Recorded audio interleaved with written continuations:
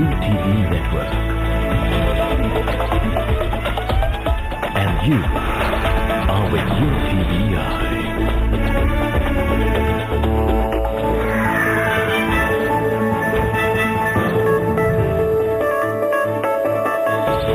This is Everybody's Business. I'm Hindol Sen Gupta. This is a very special show when we are discussing one of the key issues in this election. It surely has to be security after the 26/11 attacks. Take a very short break at this point, but before we take a break, let's hear the man who was most visible in Mumbai. What does he have to say after the big 26/11 attacks? A man called Milind Deora, South Mumbai MP, is fighting once again this time. Let's hear what he has to say even as we end the segment. Come back in just a bit. So the first thing you need politically to counter terrorism is a good sense of judgment and consistency, which clearly my political opponents and the BJP and Shiv Sena don't have. Secondly, what the Congress party has done and intends to do also at a local level is basically to ensure that there are police reforms. I think that is something which is pending for a long time. When Mr. Ashok Chavan became the Chief Minister, one of the first statements he made was he will push for police reforms.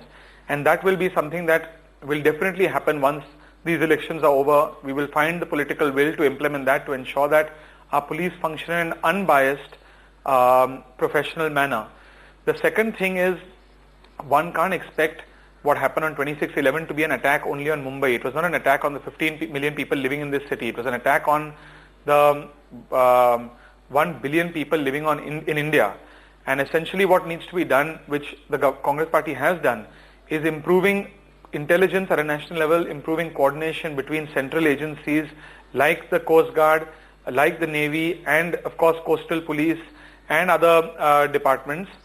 And two things that we've done which are very, very important to countering terrorism. One is creating the National Investigation Agency Bill, which is similar to the Federal Bureau of Investigation in the United States, which will allow centralized intelligence and investigation capabilities.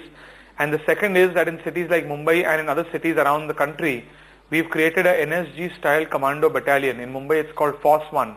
And that will allow the government to respond to such an attack if it were to happen in the future with speed and very rapidly.